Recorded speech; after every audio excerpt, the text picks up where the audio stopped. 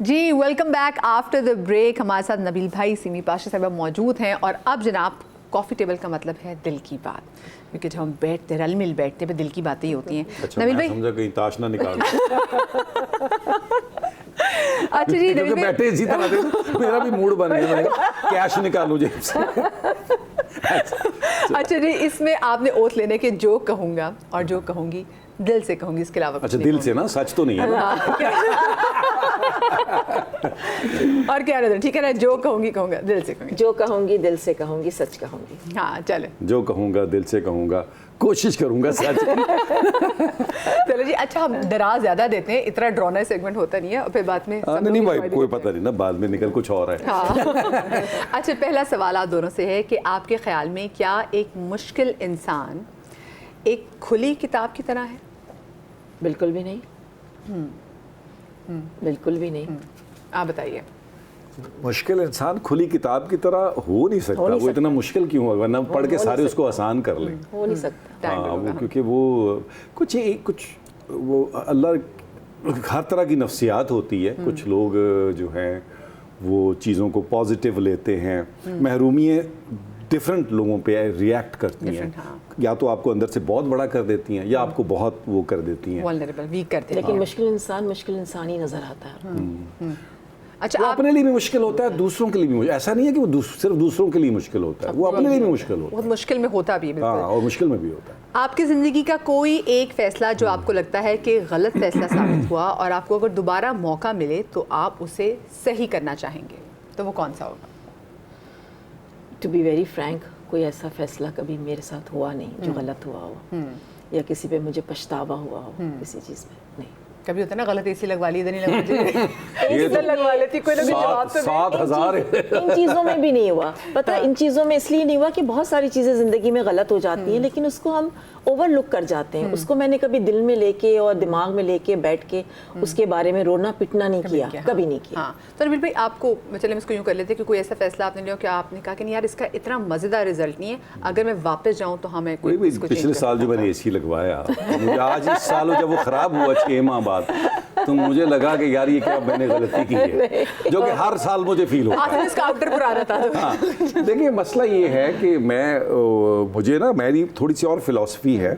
मुझे लगता है कि आपकी एफर्ट के बाद आप हेल्पलेस हो जाते हैं, तो आपको राजी बाराजा होना चाहिए। वरना फिर होता क्या कि आप बिटर होते जाते हैं। यही तो आपने मेरा आपको बिटरनेस, मेरा जवाब यही था कि होती है बहुत सारी आपको चीज़ें। बिटरनेस से बचाने की कोशिश करते हैं। करियर में कोई ऐसी चॉइस होती है आपको लगता है कि मुझे ये ड्रामा नहीं करना चाहिए था, ये मुझे इस तरह के तो बहुत सारे फैसले हैं। मैं तो मतलब तो मुझे लग यही रहा है कि यार फैसला, अच्छा मैं ये नहीं करता, मैं ये कर लेता। जैसे मैं मुझे अगर आप मैं एक सीन और कह रहे हो, आज मुझे तुम बोलो यार वो धुआं वाला सीन तो बड़ा हिट हुआ था, आप दोबारा करना चाहेंगे, तो मुझे लगता है यार उसमें 6-7 जगह ऐसी थी कि मैं अगर दोबारा करता तो मैं अच्छा और कर सकता था। तो ये तो इंसान के अंदर वो एक है, जब तक काम है ये चलता रहेगा कि इससे भी अच्छा हो सकता था। अच्छा, आपने जो इतनी लंबी, देखिए आप अपना सिटकॉम तो करते रहे नबील भाई, लेकिन आपने बाकी दूसरे ड्रामा से एक ब्रेक ली, तो कहीं आपको उस पर होता है कि मैंने ये ब्रेक थोड़ी ज़्यादा ले ली? हाँ ऐसा है क्योंकि बीच में आपको पता है मैं चैनल लॉन्च करने बोल एंटरटेनमेंट मैंने लॉन्च किया था, और वो 4-4.5 साल मुझे बिल्कुल एक अलग से एक फील्ड में जाना पड़ा, उसको एज ए CEO मैंने लॉन्च किया था, तो उस वजह से मुझे 5 साल तो मेरे उधर निकल गए। हाँ। और फिर क्योंकि प्रोडक्शन मेरी चल रही थी 6-7, उसको मैं अकेला आदमी मैनेज कर रहा था, पूरे कंटेंट को मैं खुद मैनेज कर रहा था, तो मुझे लगा कि यार बीच में मुझे 1-2 साल बाद एक कर लेना चाहिए था, क्योंकि वो टू बी ऑनेस्ट कॉमेडी तो आपको बड़ा मज़ा देती है। अच्छा देखिए, मैं एक आपको बात बताऊं बड़ी छोटी सी, कि ये जो एक्टिंग है ना, ये म्यूजिक जैसे है ना, वो थेरेपी है। एक्टिंग थेरेपी नहीं है। एक्टिंग की बात थेरेपी चाहिए हो सकती है। हाँ, उसकी वजह ये कि ये आपकी नर्व्स को उड़ा देती है। मतलब मैं घर से खुश गया हूँ, मैंने घर जाते ही आगे जाके मैंने बेटी को, अभी सीरियल में मेरे लिए सबसे मुश्किल ये था कि मुझे बेटी को जहर देना है। तो वो अब आप सोचे ना कि आप बिल्कुल, आप जमीन आसमान का फर्क है आपके कैरेक्टर में और जो कैरेक्टर आप प्ले कर रहे हैं। Do you understand? जी जी। तो वो ये एक्टिंग थेरेपी नहीं है, एक्टिंग आपकी नर्व्स को तबाह कर देती है। तो वो कॉमेडी में आप बड़ा चिल रहते हैं, सीरियस एक्टिंग में, और फिर अगर आप सीरियस एक्टिंग को अच्छा करने की भी कोशिश करते हैं देखिए सीरियस एक्टिंग होती क्या है, आप जो सामने वाला है, जो आप जिस बैठा हुआ है, उसको अगर आप मेक बिलीव में नहीं लेके जाते तो आप अच्छे एक्टर नहीं हैं। उसके लिए फिर आपको उसी रोल को पी जाना है।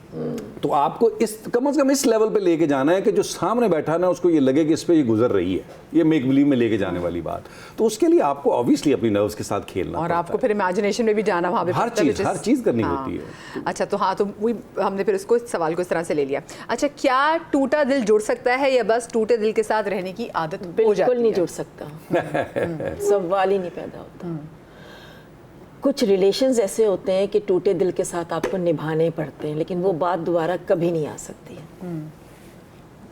अच्छा, मैं समझता हूँ, मेरा तो अलग पॉइंट है कि टूटने वाले दिल होते हैं कुछ खास। तो ये जो हम जिस फील्ड में हम हैं ना, इसमें जो है ना वो तंदूर के करीब ही रहना चाहिए ताकि थोड़ी सी सेक मिलती रहे। और देखो क्रिएटिव आदमी क्या करता है, एक सिचुएशन जब किसी नॉर्मल आदमी का दिल टूटता है तो वो क्या करेगा, ड्रग्स में जाएगा, किसी और में जाएगा। क्रिएटिव आदमी अच्छा वो होता है जो उसी पूरी चीज़ को अपनी क्रिएटिविटी में डाल देता है। Do you understand? जैसे शायर है, आप कोई चीज बाकी को राइटर है, एक्टर है, पुख्तगी आ जाती है, वो बेहतरीन आपको उसमें आपको सपोर्ट मिलती है। मैं समझता हूँ इसलिए टूटने वाले दिल होते हैं कुछ खास। क्या आइडियल लाइफ पार्टनर का कोई वजूद होता है या बस ये एक ख्याली सी चीज है? 6 months की कहानी है, ये बात कुछ भी नहीं। अच्छा 6 months आपने रहे कि वो जो हनीमून टाइम होता है ना, उसके बाद जो जिंदगी की असलियत आती है ना सामने, लग पता जाता है सबको। आप बताइए। नहीं, मुझे लगता है यार ये बड़ा खूबसूरत रिश्ता है। आपको ऑब्वियसली दोनों जगहों पे स्पेस देनी चाहिए। दोनों जगहों पे अगर आप बहुत आइडियलाइज करते हैं, ये बुकिश रिश्ता तो हो नहीं सकता। और बेसिकली अगर हम इसको एज ए उसमें रिलीजन में देखें या देखें तो बेसिकली इसमें आपने एक ख़ानदान डेवलप करना होता है। आपने एक ऐसी दरसगाह बनानी होती है जिसमें आपने बच्चों की परवरिश करनी होती है। और ये पूरा सिस्टम इसी तरह चल रहा है, रब का निज़ाम भी यही है। उसमें अगर आप बहुत ज़्यादा वो हो जाएं, इसको कोई बहुत किताबी और वो आइडियलाइज कर लें, हो नहीं सकता। वो हो नहीं सकता। वो रिस्पेक्ट होगी जो टिल दी एंड चलती रहेगी। और मुझे लगता है मियाँ बीवी को, मैं उसका कायल भी नहीं हूँ कि यार बंदा कहता ना यार मेरी अंडरस्टैंडिंग समझ आ जाए मुझे, वो समझ गया तो रिश्ता खत्म हो गया। बेहतर ये पूरी जिंदगी एक दूसरे को समझते समझते निकाल दो। वो कौन है जिसे जिंदगी में हर कदम पर आप बहुत मिस करते हैं? मेरी ज़िंदगी में तो मेरे 4 पोते हैं, माशाल्लाह माशाल्लाह ने। उनको मैं जब शूट्स पे जाती हूँ, 2-2 दिन नहीं देख पाती हूँ, तो मैं उन्हें शदीद तरीके से मिस करती हूँ। क्योंकि वो बच्चों के बाद जो बच्चे हुए ना, तो मैं अपने बच्चों को तो भूल ही गई हूँ। तो वही मेरे बच्चे हैं माशाल्लाह, बड़े भी हैं, छोटे भी हैं। उनमें 4 पोतों में सब डिफरेंट साइजेस के हैं, तो उन्हें मैं बहुत ज़्यादा मिस, और मैं किसी चीज़ को मिस नहीं करती। नवील भाई, आप किसको? मेरे पास यार पहला तो माँ है, माँ है, और फिर वालिद हैं। वालिद भी जल्दी चले गए थे, तो उनका मुझे मिस तो करना है। मुझे दुख ये है कि वो होता है ना कि आप यार कोई किसी अपने पेरेंट्स को जो हैं वो कंफर्ट में लेके जाए। जैसे अल्लाह कहता है कि यार मैं उनको बुढ़ापे में उतना कमज़ोर कर देता हूँ तो जितना तुम बचपन में थे। तो इसलिए उनकी टेक केयर करना बड़ा ज़रूरी है। तो मुझे लगता है वो, क्योंकि मैं मेरा ख्याल 21 साल का या 21 साल का था जब वाले चले गए थे। हाँ, अलबत्ता वालदा के हवाले से मुझे कुछ वक्त मिला कि मैं उनका ख्याल कर सकूँ। तो वो मुझे लगता है कि वो जो रिलेशन हैं वो ऐसे होते हैं, 2 माँ बाप के दुनिया में वाहिद 2 रिलेशन होते हैं जो बगैर मुफाद के होते हैं। मतलब ये कि वो कोई आपसे उम्मीद नहीं होती, बल्कि अगर बच्चा जो है वो जैसे मैं नालायक ही था, घर से निकला उसमें, तो वो उनको ज़्यादा ख्याल होता है। मुझे आज भी याद है, मैं नया शुरू किया तो एक थिएटर मैं कर रहा था फैसलाबाद में, लेट ख़त्म होता था। तो माँ को बड़ा अच्छा पता था कि इसको ना अनार बड़ा अच्छा लगता, उसमें सीज़न था। तो माँ, मुझे याद है, हमेशा निकाल के फ्रिज में रख देती थी, ये 2-2:30 बजे आएगा और ये खा लेगा। फिर एक दफ़ा मुझे याद है, वो मैं बोल में गया तो बोल में क्राइसिस शुरू हो गया। आपने भी ज्वाइन किया था। जी, और आप तो रोक रहे थे मुझे। अच्छा, वो तो मुझे याद है, मुझे माँ की कॉल आई, तो माँ मुझे कहने लगी बड़ा बना के ना कि अच्छा सुनो ये वो। अब वो मैंने मशवरा उन्हीं से किया था कि यार मैं इस तरह का अपने काम बंद करके एक चैनल ज्वाइन कर रहा हूँ। डिस्कवरी ये है कि यार मैं चैनल लॉन्च करूँगा। तो मैंने कहा ज़रूर करो, अच्छा है मेरे को। तो अब वो 4 माह बाद क्राइसिस हिट कर गए, तो मुझे कॉल करके कह रही हैं कि वो तो ये मुझे पता चला है, तो ये है। तो मैं उनको कुछ एक जेब खर्च भेजता था, वो कोई ऐसा सच नहीं था एक, लेकिन था माँ के लिए। तो वो घुमा फिरा के मुझे ये बात करना चाह रही थी कि यार वो ना भेजा करो अब तो, मुझे पता तुम क्राइसिस में। मैंने कहा अल्लाह का वास्ता माँ, यही माएँ होती इतना नहीं है। वो मुझे लगा वो ये माँ ही हो सकती है, ओह सो ट्रू, माँ ही हो सकती है जो इस लेवल पे सोचने लगे। हालांकि वो ऐसी मोड़ नहीं है, मैं काम भी कर रहा हूँ, मेरे अभी 1-2 प्रोजेक्ट, क्योंकि वो चल ही रहे थे 1-2 प्रोजेक्ट, बुलबुले तो चल ही रहा था। तो उसके बावजूद भी मुझे लगता है जिस लेवल पे माँ सोचती है ना, या बाप सोचता है, कोई नहीं सोच वो नहीं सोच हाय, दुनिया में एहसास कोई नहीं कर सकता। अम्मी अबू की कोई ऐसी बात जो आपको अपनी टीनेज दौर में बुरी लगती थी, लेकिन वक्त गुजरने के साथ साथ आपको अंदाजा हुआ कि वो बिल्कुल सही हाँ, कहते थे? सुबह नहीं उठती थी स्कूल के लिए और दोनों डांटते थे कि उठो, और नहीं उठा जाता था। अम्मी आज छुट्टी कर लूँ मैं, वो बहुत बुरी लगती थी। और बाद में पता चला कि भाई ये तो बहुत ज़बरदस्त बात थी। हाँ, कितना अच्छा डिसिप्लिन भी कर रहे थे। आप बताएं। नहीं वो मैं तो क्योंकि वो था क्या बोलें उसको, आवारा आदमी। तो मुझे तो घर में ज़बरदस्ती धकेल के अंदर लाया जाता था। रात हो गई वाले सब कहते थे अब तो दरिया रुक गए, अब तो लेट जाओ। तो वो था। और उस वक्त की चीज़ें जो हैं वो मैं जैसे अब अपने बच्चों से कह रहा था कि मुझे लगता है मेरे अब्बा की रूह आ गई है। उसने कहा वो कैसे? मैंने कहा मैं कह रहा हूँ ये लाइट ऑन की बिजली घर पे लाएगा, पंखा बंद करो, ये करो वो करो। बिल तुम्हारे बात वो उस वक्त लगता था। और मुझे एक उनकी बात अभी भी याद है। मैं ना ग्रेजुएशन में वो एक हम कॉलोनी में रहते थे, तो दोस्त इकट्ठे होते थे बाहर। वो एक कॉलोनी थी, ऑफिसर कॉलोनी थी एक टेक्सटाइल की। तो वहाँ रात में ऐसे ही इकट्ठे हो जाते, वो एक एज होती, गपशप कर रही है वो सुबह। तो मेरा कमरा जो था वो छोटा सा लॉन था, उसमें खुलता था, तो मैं वहीं से लॉक करके निकल जाता। वापस आता था तो मेरे कमरे से कनेक्टेड अब्बा का कमरा था। एक तो इधर दरवाजा था, एक अब्बा के कमरे में था। तो मैं बहुत आहिस्ता से दरवाज़ा खोलता था। दरवाज़ा खोल के मैं जैसे ही पाँव रखता था तो उधर से दूसरी कुंडी खुलती थी अब्बा दरवाजे में। तो अब मुझे बड़ी शर्मिंदगी होती थी कि 1 बज गया और अब्बा 9, साढ़े 9, 10 बजे सो जाते, सुबह फजर पे उठते थे, तहज्जुद में उठते। तो अब मैं कहता था अब्बा जी, वो पंजाबी में उनसे कहता था कि मतलब मैं तो दोस्तों के पास ही बैठा था, सो जाते। तो कुछ नहीं कहते थे, टर्न लेते थे, अपने होंगे तो पूछूंगा, और ये बस सिर्फ इतना जुमला बोल के अपना दरवाज़ा बंद करके चले जाते थे। अब मैं उस जगह पे हूँ कि ओए 12 बज गए, अभी तक घर क्यों नहीं आए? तो वो बात याद आती है। बिल्कुल सही बात है। क्या जिंदगी के सख्त तजुर्बात आपको मजबूत बनाते हैं या फिर आपको बेहिस कर देते हैं? बहुत ज़्यादा मजबूत बनाते हैं, एक लेवल तक मजबूत बना देते हैं। जितने हर्डल्स आप ज़िंदगी में देखते हैं, जितने आपके सामने मास्क उतरते हैं लोगों के, आपको दुख तो बहुत होता है, आप हर्ट भी होते हो, आप रोते भी हो, लेकिन वही चीज़ फिर आप अपना पावर बना लेते हो। ठीक है, अगर ऐसा है। हमेशा से इतनी स्ट्रॉन्ग थी? मैं हमेशा से पैसेज ऑफ टाइम नहीं, मैं स्ट्रॉन्ग हमेशा से ही थी और रिस्क लेने वाली हूँ बहुत ज़्यादा ज़िंदगी में मैं, और क्विक डिसीजंस लेने वाली हूँ मैं। टाइम नहीं देती इतनी समय तो ज़्यादा। इंसान को वाकई धोखे खाने, बादाम नहीं धोखे खाने के बाद ही आती है। ये है जिंदगी की कहानी। मुझे लगता है मदिया वो डिपेंड करता है सामने वाला जो जिस पे ये चीज़ें हो रही हैं वो ले कैसे रहा है।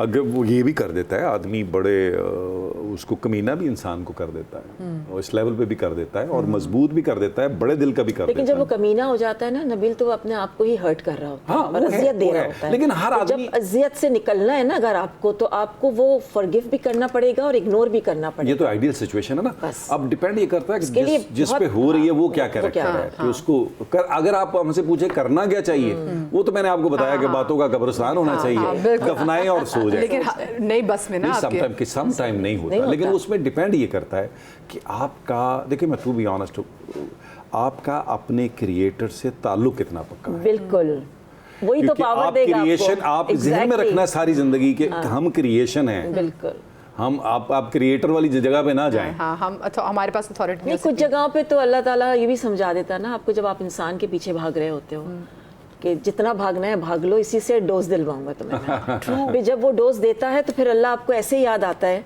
कि हम इतना अगर अल्लाह के लिए कर लेते, उसके पीछे इतना भाग लेते, तो आज इस पोजीशन पे नहीं होते। ट्रू।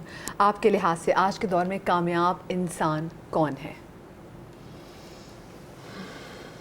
नबील तुम पहले बताओ। अच्छा, मैं बता देता हूँ। मुझे लगता है मैं अभी कोशिश कर रहा हूँ, मैं इस नतीजे पे पहुँचा हूँ कि जो कामयाब एक्चुअली समझ नहीं सकते आदमी जो ज्यादा खुश है ना वो कामयाब है। बिल्कुल। अब उसमें क्राइटेरिया पैसे का मेरे नज़र में नहीं है, टूल हो सकता है। मैं उस पैसे को हमेशा टूल समझता हूँ। मुझे लगता है हमें अपने बच्चों को जो है ना वो खुश रहना सिखाना चाहिए कि खुश कैसे रहना है।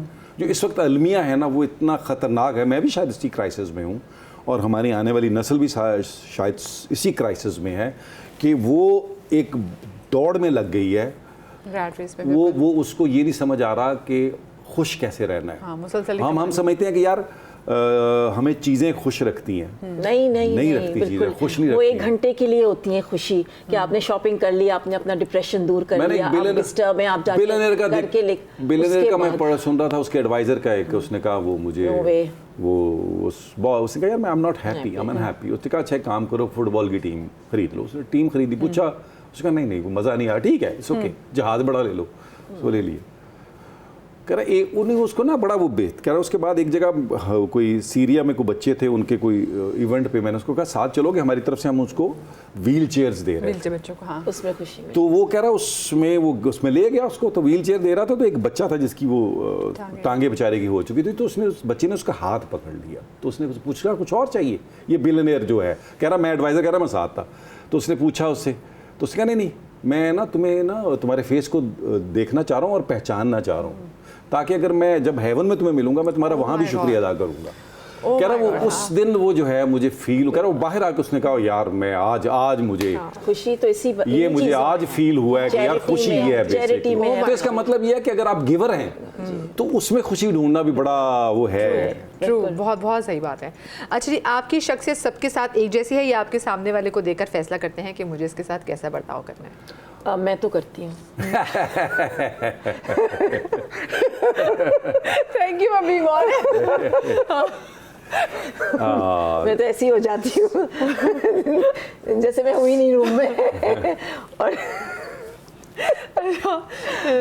सही मशहूर भी है मेरे पास, और जहाँ मेरा दिल मिल जाए तो फिर वहाँ मिल जाता है। मिल जाता है। अच्छा नहीं तुम्हारा क्वेश्चन क्या था? मेरा क्वेश्चन ये था कि क्या आपकी शख्सियत सबके साथ एक जैसी है या फिर आप सामने वाले को देखकर फैसला करते हैं? अच्छा हाँ, नहीं वो तो देखिए डिपेंड करता है ना कि कौन किसको किस तरह आपको मिल रहा है। और अच्छा मैं क्योंकि मैं भी उस वो बंदा नहीं हूँ कि बहुत स्पीड में लोगों के साथ मिल जाऊँ ना, जहाँ अब मैं हालांकि शोबिज़ में हूँ, होना तो ये चाहिए, मुझे सोशल होना चाहिए, लेकिन मैं नहीं हूँ। मुझे पसंद के लोग समझ आते हैं।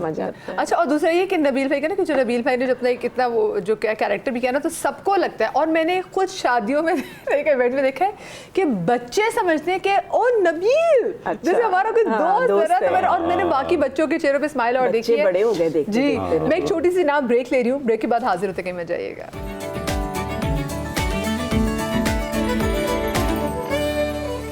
जी, welcome back after the break. और एक सवाल जो मैं और इनसे पूछना चाहती थी, खैर हमारा सेगमेंट तो ख़त्म हो गया,